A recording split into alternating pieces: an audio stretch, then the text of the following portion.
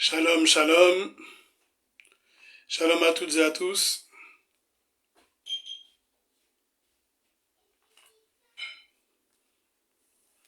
Soyez bénis, soyez bénis.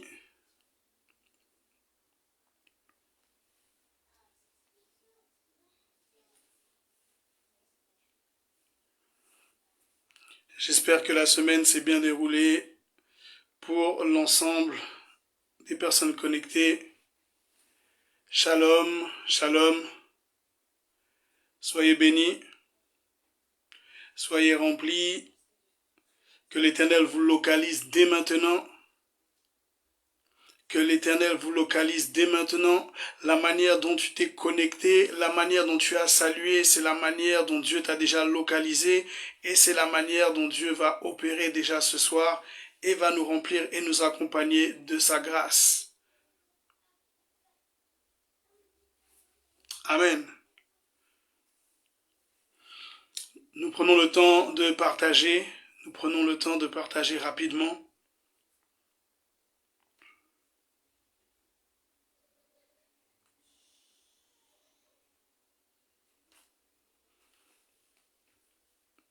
Amen.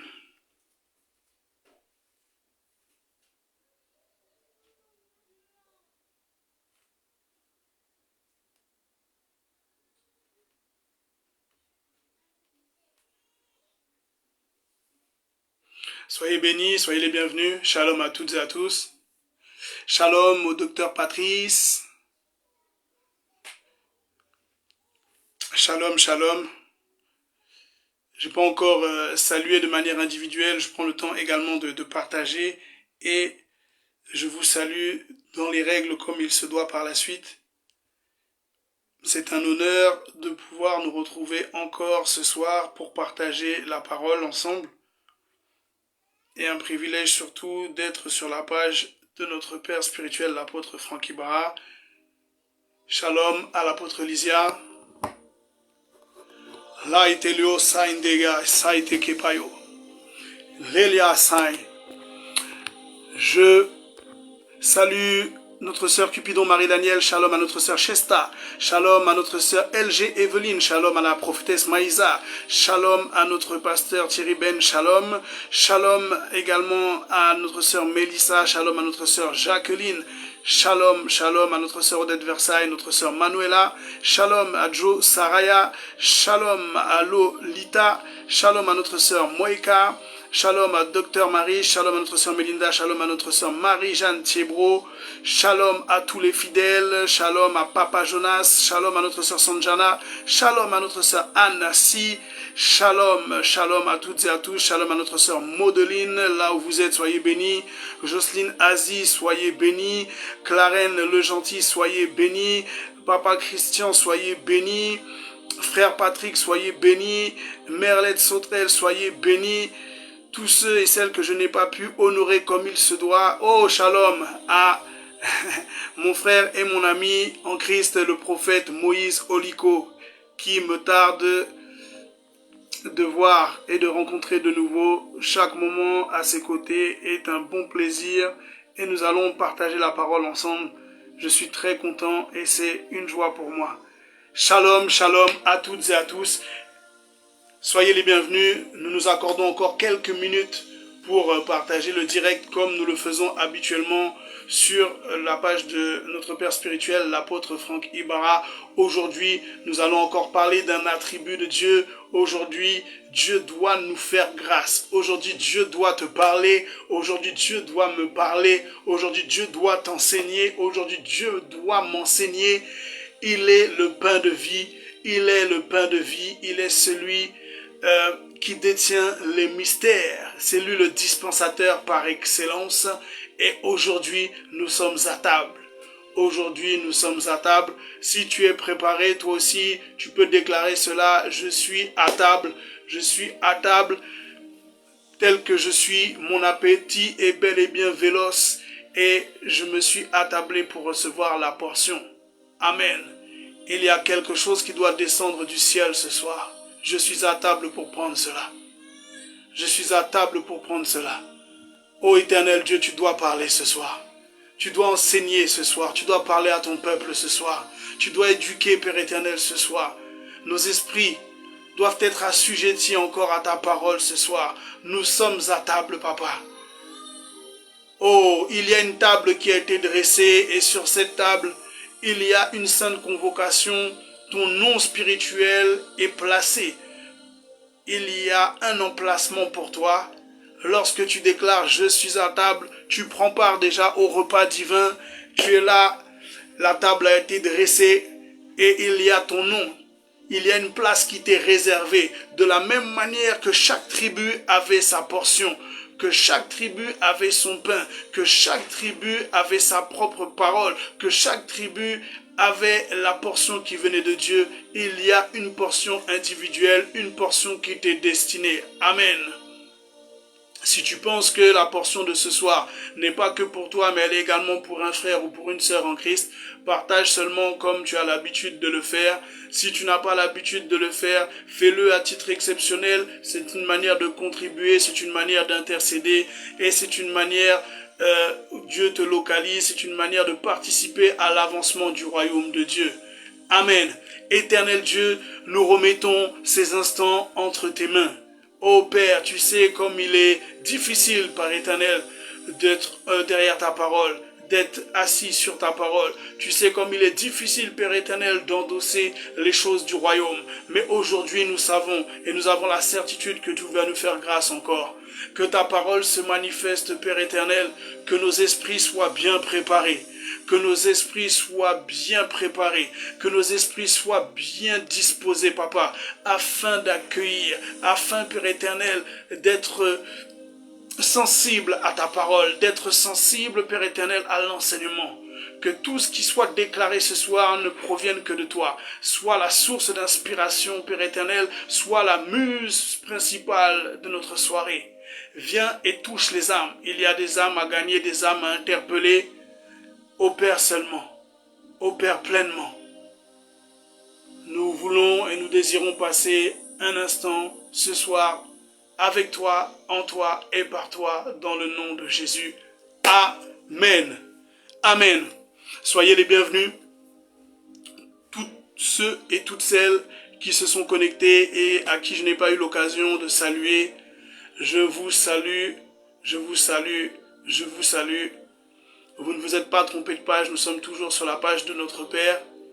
Il nous permet de passer et d'enseigner en son nom. Amen.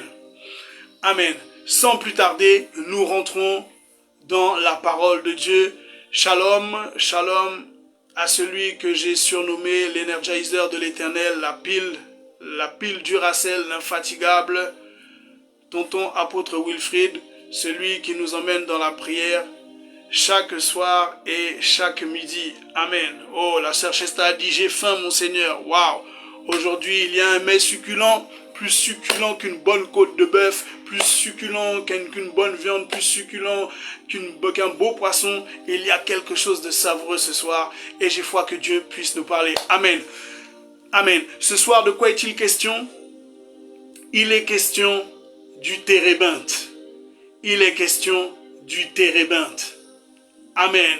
Il est question du térébinthe. Parmi tous les attributs qui peuvent exister, qui sont liés à Dieu directement, il y a la dimension du térébinthe. Peut-être que tu n'as jamais entendu parler du térébinthe. Peut-être que ce soir, c'est la première fois où tu entendras parler du térébinthe. Et ce sera donc une grande soirée pour toi. Si tu n'as pas encore entendu parler des mystères du térébinthe, si tu n'as pas encore entendu la signification et la dimension de Dieu et de Jésus qui est caché dans le térébinthe, c'est pour ce soir, c'est pour ce soir. Amen. Amen. Avant de rentrer dans la parole, je vais rester d'abord terre à terre. Et pour ceux qui ne connaissent pas le térébinthe et qui ne savent pas ce qu'est un térébinthe, nous allons d'abord passer par le protocole de vocabulaire. Amen. Qu'est-ce qu'un térébinthe? Le térébinthe est un arbre. Le térébinthe est un arbre. Mais c'est un arbre qui a une particularité. L'arbre a une particularité. Amen. Amen. Le térébinthe est un arbre résineux au bois dur. Ah, Marie-Jeanne Chebrois a dit, c'est la première fois. Nous pouvons aussi introduire comme cela. Pour ceux et celles qui n'ont jamais entendu parler du térébinthe, est-ce que vous pouvez vous manifester? Si tu n'as jamais entendu parler du térébinthe, dis, manifeste-toi. Tu n'as juste à dire, moi. Quand tu dis moi, je sais que tu n'as jamais entendu parler du térébinthe et ça va m'encourager encore plus à bien détailler, à bien décortiquer et à prendre mon temps pour que nous puissions chacun comprendre à tout niveau possible spirituel ce qu'est le térébinthe. Si tu n'as jamais entendu parler de cela, oh Jésus, Mélissa, d'accord, amen. Vacha, d'accord. Amy Stéphanie, d'accord. Prosper Marie Virginia, d'accord. La sœur Sanjana, d'accord. Gisèle Brune, d'accord. Joe Saraya, d'accord. Jadja, d'accord. Maman Désirée, d'accord. Mireille Wenou, d'accord. Priska Lagaya, d'accord. Annecy Firmin, d'accord. Chesta, d'accord. LG Evelyne, ok, Marie, donc vous êtes vraiment très nombreux à ne jamais avoir entendu parler du térébinthe. Certains vous l'avez déjà entendu, mais vous n'avez pas réellement mesuré tout de suite l'ampleur de la chose. Ça n'a pas encore chatouillé vos oreilles, mais ce soir nous allons nous concentrer que là-dessus. Amen, amen. Donc si tu ne savais pas ce qu'était un térébinthe, il faut savoir que le térébinthe est un arbre. Et c'est un arbre au bois dur. C'est sa première particularité. Il a un bois dur. Amen. Amen. Et en plus d'avoir un bois dur, il a la particularité de faire ressortir de lui de la résine. Donc le térébinthe est un arbre au bois dur et c'est un arbre résineux. Amen. Le térébinthe est un arbre résineux au bois dur. Si tu veux la définition d'un térébinthe, la voici. Le térébinthe est un arbre résineux au bois dur. Amen. Pourquoi nous parlons aujourd'hui du térébinthe? J'introduis cela dans la parole de Dieu et nous prenons le livre de Genèse. Nous allons monter petit à petit, le but est que nous puissions bien comprendre la dimension de la chose. Nous prenons le livre de Genèse, nous sommes au chapitre 1, du verset 11 à 12. Je lis la parole de Dieu.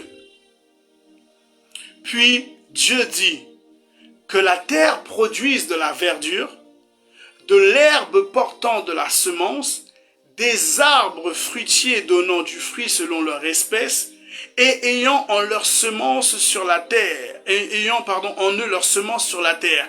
Et cela fut ainsi. Verset 12. La terre produisit de la verdure, de l'herbe portant de la semence selon son espèce, et des arbres, donnant quoi? Du fruit, et ayant en eux leur semence selon leur espèce.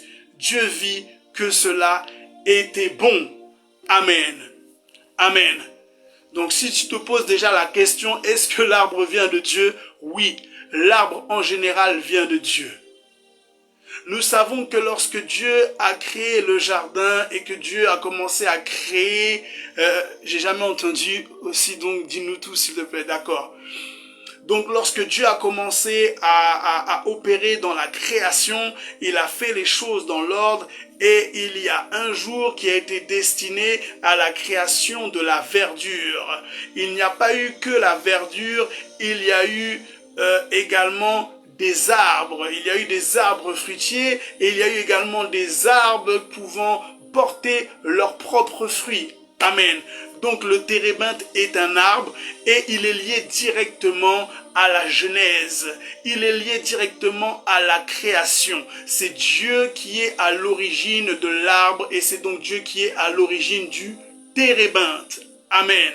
Jusqu'ici, nous sommes bons. Alors, à quel moment nous pouvons utiliser le térébinthe? Vous allez me dire, mais on a entendu parler de l'Éternel des armées. On a entendu parler de Jéhovah Jireh. On a entendu parler de Jéhovah Rapha. Mais lorsque nous prions, à quel moment nous pouvons dire térébinthe? Nous allons voir cela ensemble ce soir. Nous allons prendre plusieurs passages et ces passages vont illustrer plusieurs dimensions du térébinthe. Amen. En fait, le térébinthe opère dans la dimension des autels. Le térébinthe opère dans la dimension des autels de réclamation. Le térébinthe également opère dans la dimension des victoires sur le champ de bataille. Amen.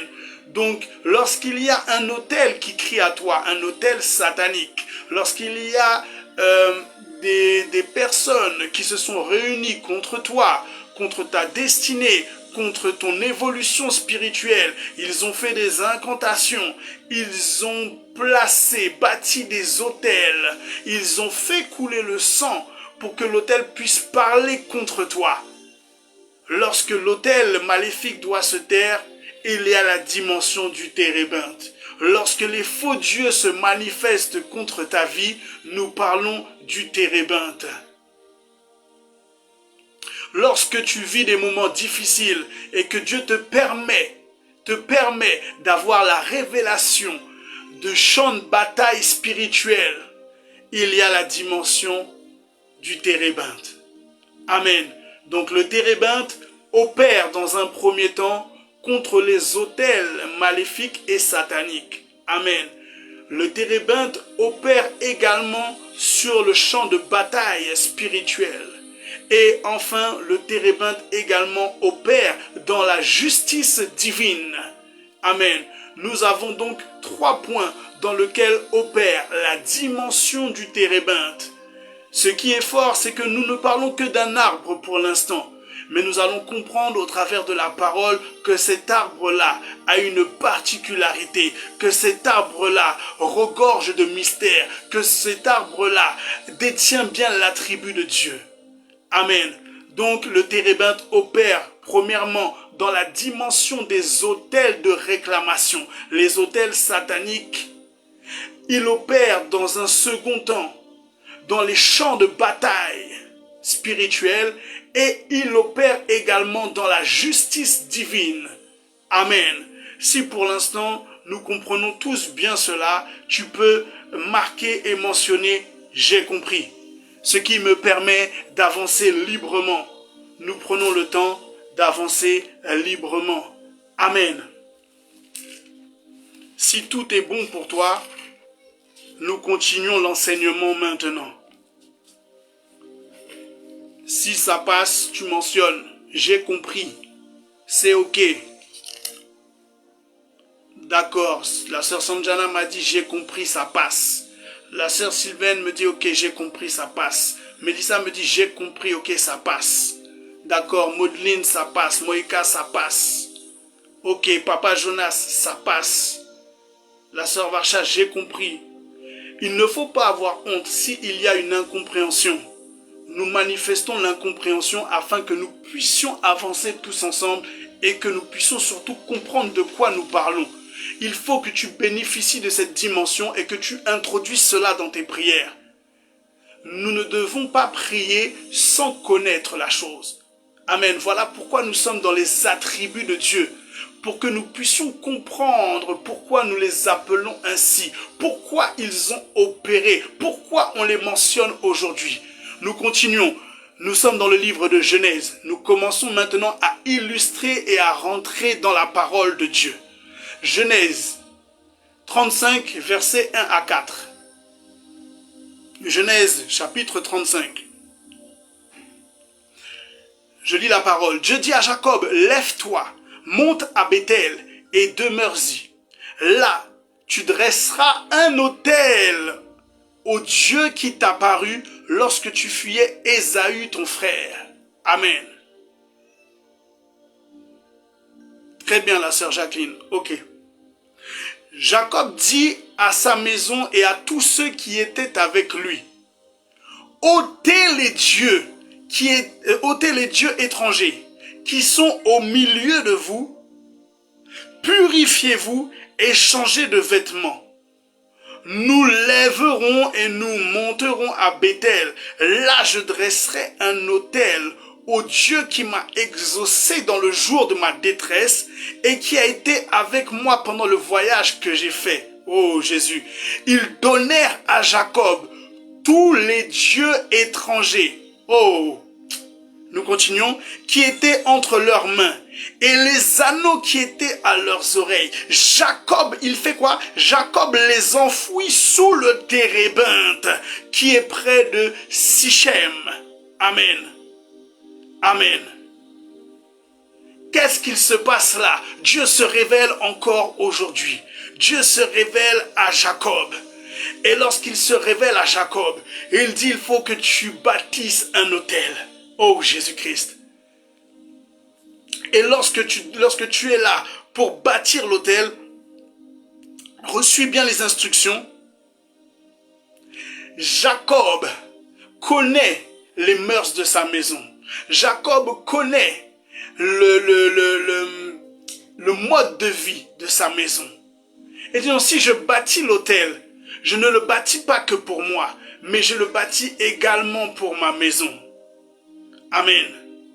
Si aujourd'hui, on te réclame, on ne te réclame pas seulement toi, mais on réclame également ta postérité. On réclame également ta postérité.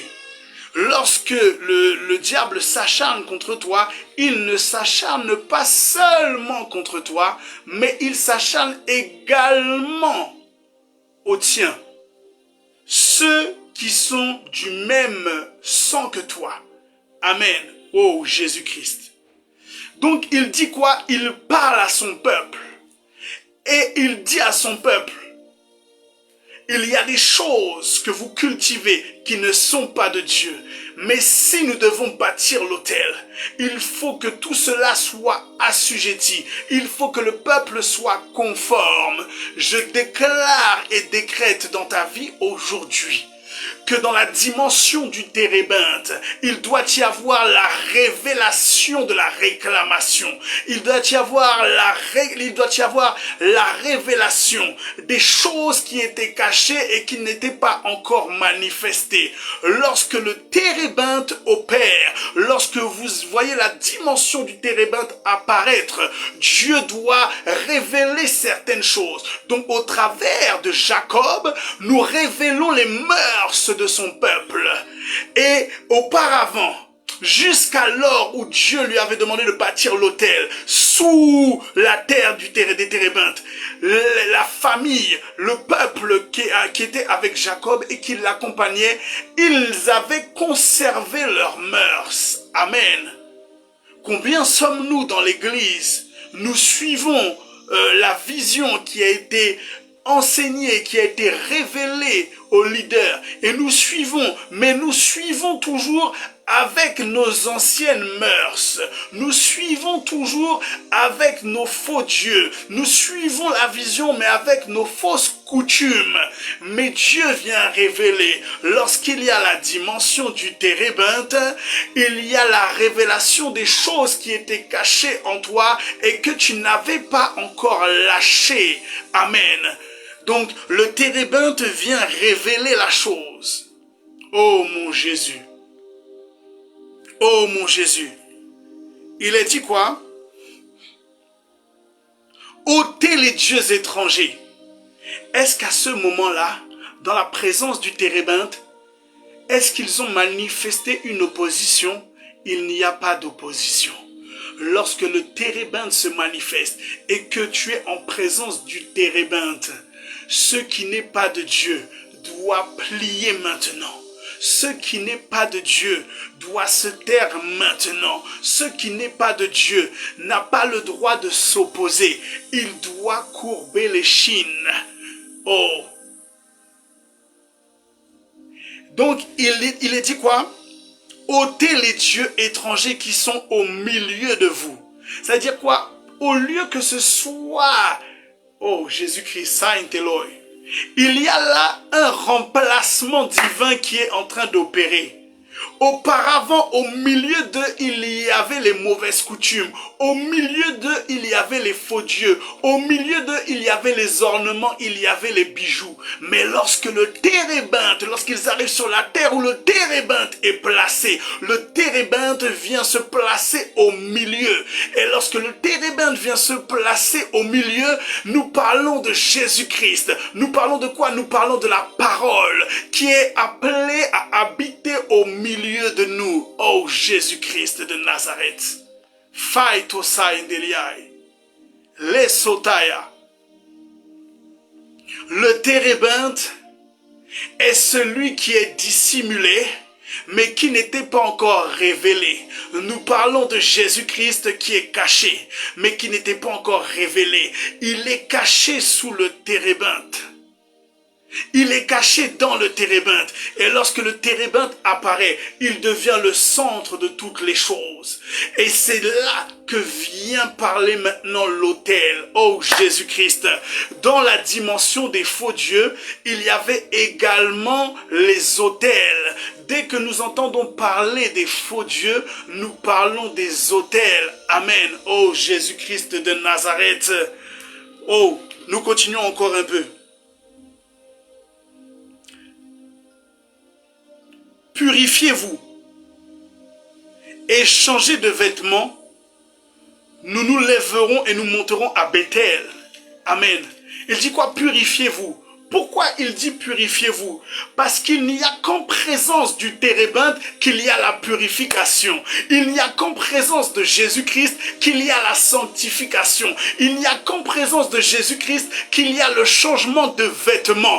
Il n'y a qu'en présence de Jésus-Christ que toutes choses anciennes sont devenues nouvelles. Tu quittes l'ancien manteau, le manteau de la chair, et nous partons en quête du manteau qui a été perdu, le manteau adamique qui est le manteau de gloire. Amen.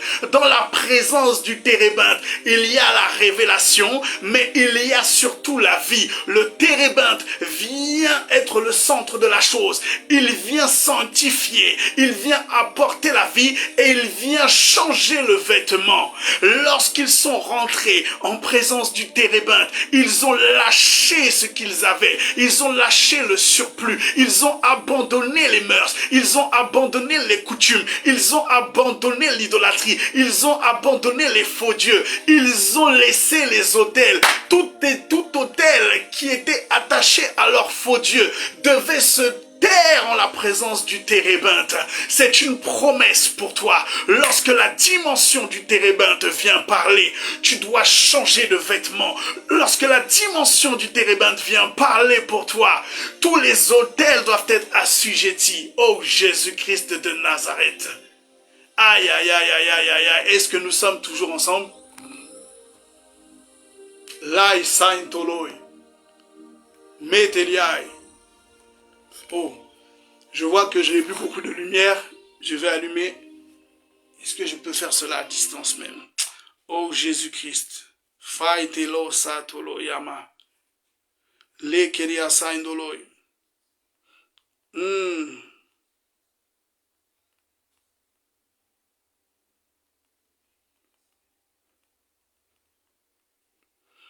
Nous continuons. Amen.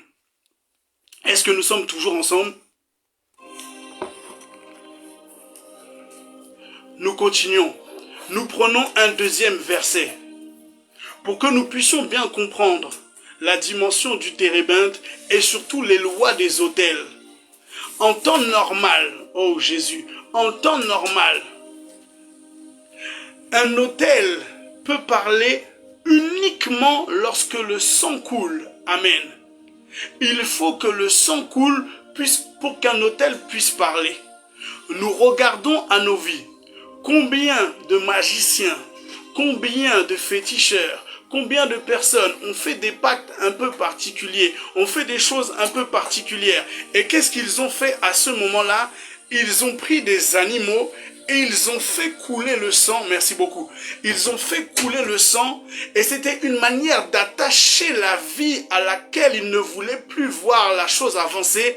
Ils attachaient la vie au travers du sang. Il fallait faire mourir ou faire couler le sang pour attacher la vie de quelqu'un d'autre. On appelle ça une vie pour une vie.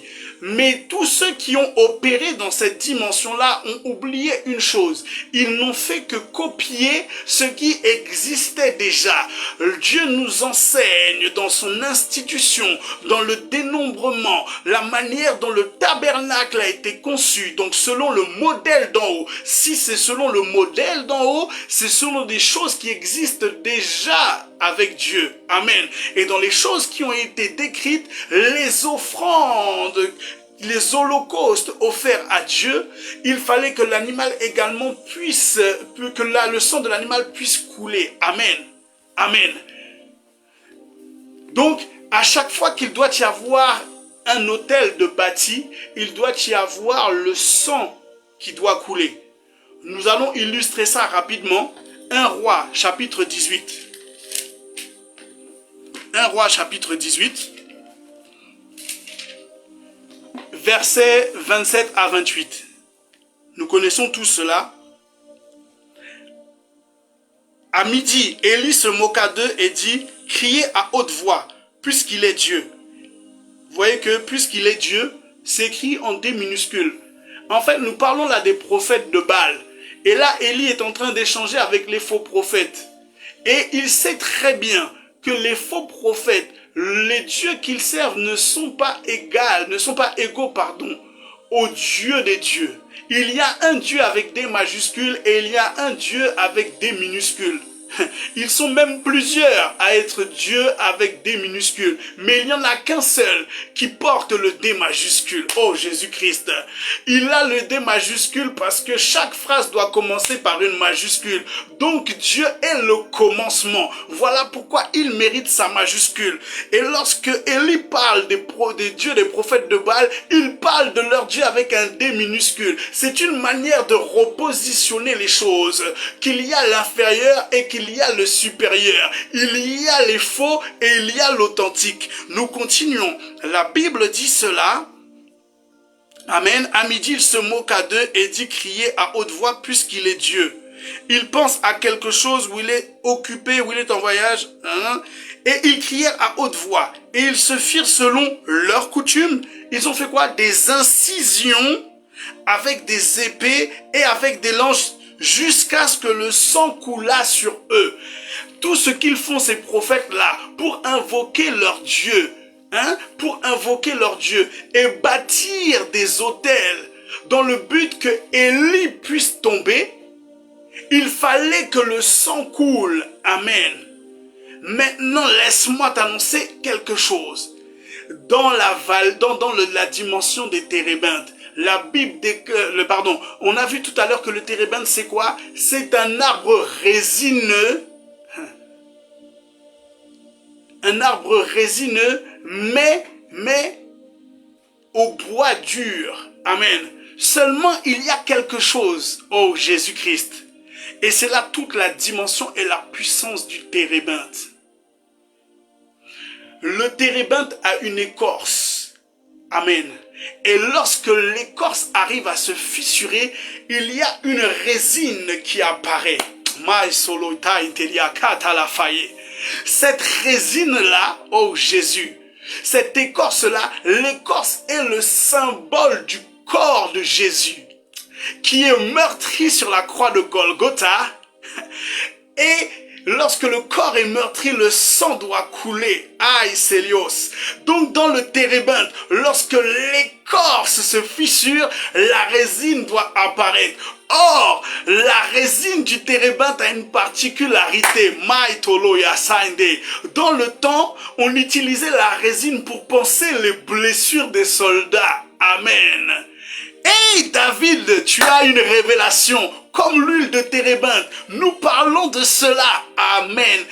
Tu regardes. Bon, je vais prendre les choses dans l'ordre, mais tu as suivi très bien l'affaire, David, comme l'huile de térébinthe, c'est ça même. Donc l'écorce, qui est le corps de Jésus, doit être meurtrie pour que le sang puisse couler. Amen. Oh, sign de laitos. Donc le térébinthe est l'image de Jésus. Mais si Jésus, son sang a coulé, c'est que Jésus devient également un autel. Il est donc l'autel des autels. Il est l'autel de ta vie. Celui qui parle et qui criera toujours plus fort que tous les autres autels. Amen. Voilà pourquoi lorsque les hommes de Jacob, les gens de la maison de Jacob sont venus et qu'ils ont foulé la terre où étaient placés les térébinthes, ils étaient obligés de lâcher les coutumes. Ils étaient obligés de lâcher les faux dieux. Ils étaient obligés de lâcher les bijoux, les anneaux et les ornements parce qu'ils étaient en présence de l'autel par excellence. Le sang avait coulé parce que le térébinthe était l'image de Jésus-Christ de Nazareth. Le térébinthe est un attribut de Dieu. Dans le térébinthe, il y a Jésus qui est caché là. L'écorce s'ouvre, l'écorce se fissure et la résine coule. Et nous voyons que la résine coule du haut vers le bas. Aïe sotoloya. C'est la dimension de Jésus qui vient d'en haut et qui descend sur la terre. C'est la dimension du supérieur qui bénit l'inférieur. C'est la dimension de l'huile qui est relâchée après que le sang est coulé. Et cette huile-là, l'odeur de cette résine qui émane du térébinthe a une odeur particulière. Masotoloya saïdelaïfai.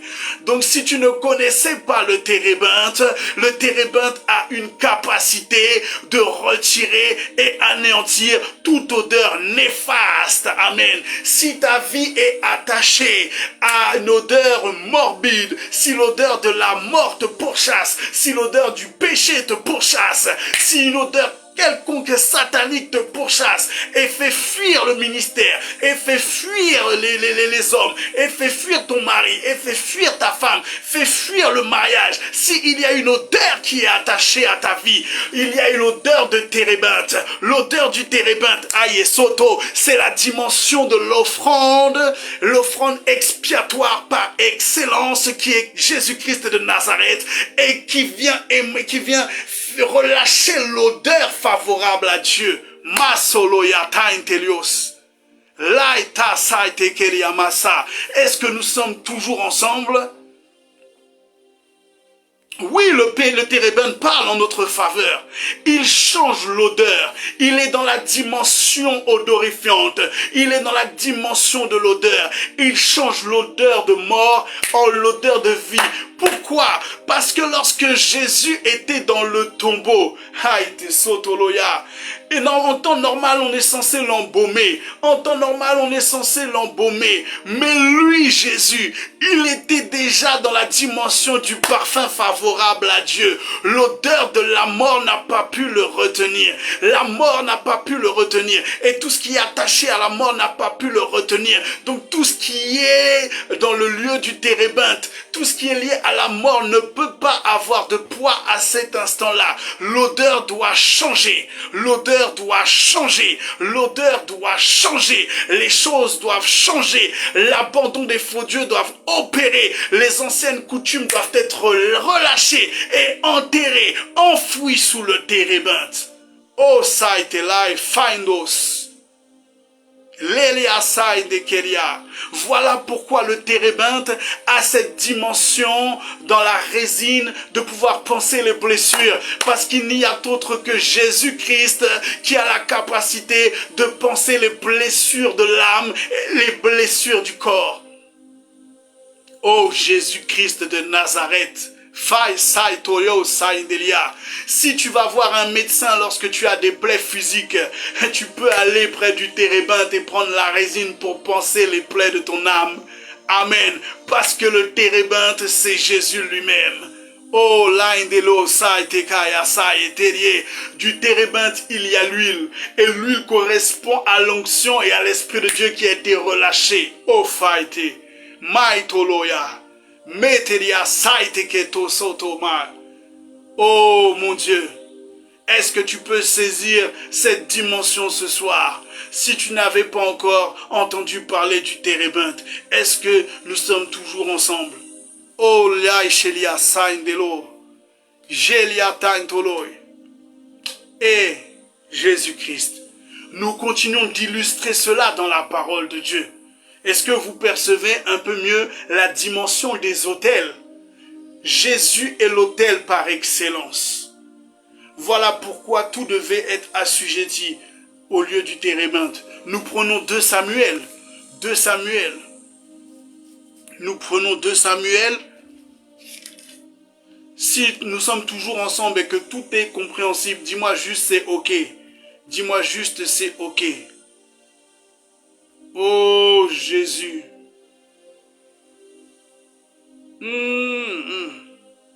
C'est exactement ça. Sylvaine Laval. Tu prends la résine qui émane du térébinthe, ça revient à prendre le sang de Jésus qui est dans le corps de Christ pour nettoyer tes péchés, pour te sanctifier comme l'a demandé Jacob, pour panser les blessures de l'âme, oh Jésus-Christ, pour changer l'odeur. Là, ça est fait. C'est ok. Oh, c'est ok. Amen. Je vois des c'est ok. S'il y a une incompréhension, manifeste-toi. Dis-moi, apôtre, je n'ai pas compris la chose. Elia Saidelos, Fain Tokoyabaya. Vraiment. 2 Samuel, chapitre 17.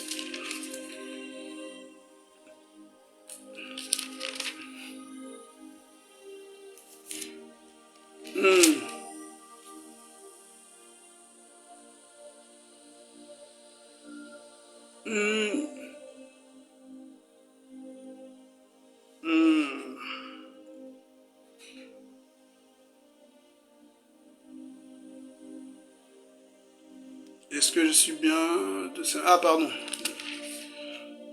Attendez, excusez-moi que je... 19. Parfait. Regardez ce qui se passe là. 2 Samuel, chapitre 18. 2 Samuel, chapitre 18, verset 9. Absalom se trouva en présence des gens de David. Il était monté sur un mulet. Le mulet pénétra sous les branches entrelacées d'un grand térébinthe. Oh mon Dieu! Et la tête d'Absalom fut prise au térébinthe. Il demeura suspendu entre le ciel et la terre. Et le mulet qui était sous lui passa outre. Oh ya ya ya ya ya ya ya ya ya ya ya ya ya ya Shelia Saitokoya. Nous voyons là la dimension de la justice de Dieu. Amen. Oh mon Dieu. Regardez comment Jésus-Christ est caché dans cette affaire-là. Vous savez, Jésus-Christ est omniprésent, omnipotent et omniscient. Il peut être à plusieurs endroits à la fois. Amen. Amen. Donc, la Bible nous enseigne quoi? Absalom s'était mal comporté. Absalom avait comploté. Absalom avait fait couler le sang. Et Absalom a voulu prendre la fuite. Avec tout ce qu'il a fait. Non, non, non, non, non, non, non. Laissez-moi déclarer cela. S'il y a un Absalom qui est caché derrière toi, s'il y a un quelconque Absalom camouflé derrière toi, un quelconque Absalom qui demeure invisible dans ta vie que tu n'as pas encore localisé, je déclare et décrète qu'il y a Jésus-Christ dans la dimension du mulet qui va amener Absalom à rentrer dans la justice divine. Là où Absalom pensait prendre la fuite sur son mulet, il ne savait pas que celui qui véhiculait ses pas était Jésus lui-même. Et lorsqu'il arrive, Jésus l'emmène tout droit dans la justice divine. Il l'emmène là où se trouve quoi? Un grand térébinthe. Et ce grand térébinthe-là vient établir une justice divine. La tête d'Absalom a été prise et c'en était fin d'Absalom. Et la Bible déclare cela. Regardez bien. Oh là là là là là là là là. La Bible dit, le mulet pénétra sous les branches entrelacées d'un grand térébinthe. Le mulet, il ne lui arrive rien. Oh, c'est normal, c'est la dimension de Christ. Amen. Mais il est dit quoi? Et la tête d'Absalom fut prise au térébinthe, il demeura suspendu, où ça? Entre le ciel et la terre. Pourquoi? Parce que le térébinthe, qui est la dimension de Jésus, est celui qui est placé à la droite du Père et qui est l'intermédiaire. Oh là là, Sheliasai, celui qui est au milieu. Donc, tout ce qui est en lui opère comme lui. Parce que le térébinthe est dans l'intermédiaire, il était normal que la tête d'Absalom reste entre les cieux et la terre. Non pas entre la terre et les cieux, mais entre les cieux et la terre. Et le seul qui soit venu des cieux sur la terre, c'est Jésus lui-même. Le térébinthe était là pour rétablir la justice divine. Et c'est le symbole de Jésus qui est l'intermédiaire, qui intercède en ta faveur. Donc lorsqu'il y a une injustice, ne t'inquiète pas. Dieu s'occupera de mener un Absalom, de mener un homme fort, de mener un esprit qui est caché, dissimulé et qui est en train de te faire du mal. Il l'emmènera où se situe le térébinthe. Et là où se situe le térébinthe, il y a une cause qui est plaidée. Amen. Oh la ishela santo koye. Maitolo uderiai. Amen. Amen. Nous prenons encore. Nous allons illustrer la chose maintenant sur le champ de bataille. Nous avons vu que le térébinthe opère dans les hôtels de réclamation. Nous avons vu que le térébinthe opère dans la justice. La Bible déclare dans le livre de Job que la justice de ta cause sera reconnue. La justice de la cause de David a été reconnue. Est-ce que David a combattu? Est-ce que David est venu faire couler le sang? Non, David n'a pas eu à se salir les mains. Tu n'auras pas à te salir les mains. Il y a des ennemis dont ça ne vaut pas la peine que tu te salisses. Ça ne vaut pas la peine que tu te rabattes à cela. Tu n'as pas d'énergie à gaspiller dans les combats auxquels tu n'es pas appelé. Il y a quelqu'un qui combat et qui combattra pour toi. Le térébinthe s'occupera d'établir la justice divine là où ils vont s'échapper, là où ils vont tenter de s'échapper, alors qu'ils t'ont fait du mal, alors qu'ils t'ont calomnié, alors qu'ils sont venus pour te déshonorer. Il y a une justice qui va opérer, non pas la tienne, mais celle qui a été reconnue et vue par Dieu. Oh, nous continuons. Ah, un repas très copieux. Amen, gloire à Dieu. Gloire à Dieu. En fait, il est dit dans Apocalypse, bon non, on va rester là. 1 Samuel 17. Oh là là là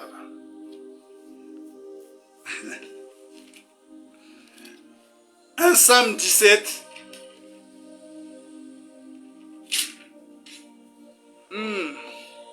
Et nous allons prendre 2 versets. Nous allons prendre 2 versets. Le premier verset est situé là, 1 Samuel 17, verset 2. Saül et les hommes d'Israël se rassemblèrent aussi. Ils campèrent dans la vallée des Térébinthes et ils se mirent en ordre de bataille contre les Philistins. Amen. Voilà pourquoi je vous ai dit, il y a certains qui ont dit on n'a jamais entendu parler, mais ceux qui sont au centre de la parole Shekinah Sarcelles, et j'ai déjà prêché de nombreuses fois sur David contre Goliath et j'ai toujours mentionné le térébinthe. Amen. Mais étant donné que ce n'était pas à l'ordre du jour, peut-être que ce n'était pas encore le temps. Mais ce soir, c'est le temps de la révélation du térébinthe. Ce soir, c'est le temps de la compréhension du térébinthe. Amen. C'est notre premier verset. Nous le gardons sous le coude et nous le prenons en parallèle avec le verset 16. Le verset 16 dit cela. Le Philistin s'avançait matin et soir et il se présenta pendant 40 jours. Oh là, Isaindo Seliaï. Ouh là là là là là là là là là là là.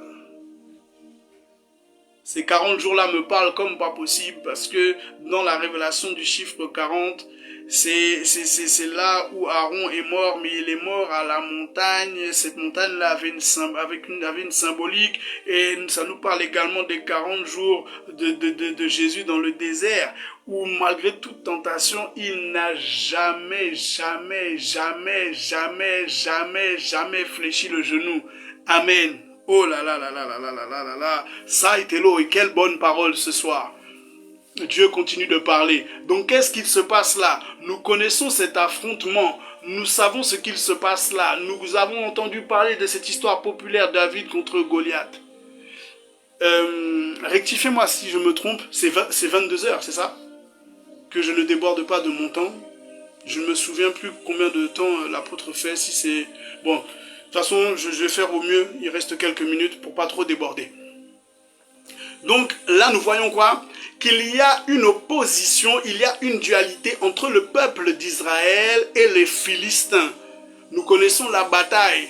On a envoyé Saül et son armée et les Philistins ont dit allons faire ça homme à homme, que chacun vienne présenter son meilleur soldat afin qu'il y ait un contre un, qu'il y ait un représentant de chaque nation. Amen. Qu'est-ce qu'il se passe là? Les Philistins ont envoyé un homme bâti comme aucun homme n'était bâti, un homme géant que personne ne pouvait égaler. Amen. Mais ça, c'était uniquement dans le domaine physique. Et la Bible nous enseigne qu'il est pendant 40 jours, il a fait quoi? Des allers-retours. Ces 40 jours-là, il essayait en fait de constituer un autel. Il n'est pas venu pour rien. Il était là pour tenter d'intimider. Il était là pour venir s'approprier la terre. Amen. Mais il y a quelque chose qu'il ne savait pas. C'est que la terre qu'il essayait de fouler, la terre qu'il essayait de prendre en possession. En temps normal, s'il était si fort que ça, il aurait dû prendre la terre en possession dès le premier jour. Non, il a multiplié 2 jours, ça n'a pas suffi. 3 jours, ça n'a pas suffi. 10 jours, ça n'a pas suffi. 20 jours, ça n'a pas suffi. 30 jours, ça n'a pas suffi. La Bible déclare qu'il a fait 40 jours. Et après ces 40 jours-là, il y a eu la révélation. Après les 40 jours, la chose a été libérée. Qu'est-ce qu'il se passe? La dimension du térébinthe, parce qu'ils sont là dans la vallée des térébinthes. En fait, nous voyons là qu'il y a 3 structures. Il y a une vallée. Oh là, les vallées sont situées dans les hauteurs. Hein. Il y a une vallée où est positionné le peuple d'Israël. Il y a une autre vallée en face où où sont situés les Philistins. Mais entre les deux là, entre les deux montagnes, pardon, il y a là un creux, il y a là une vallée. Et ce creux-là, c'est là où ils sont venus faire le face-à-face. Ça veut dire quoi? Il fallait soi-disant un terrain neutre.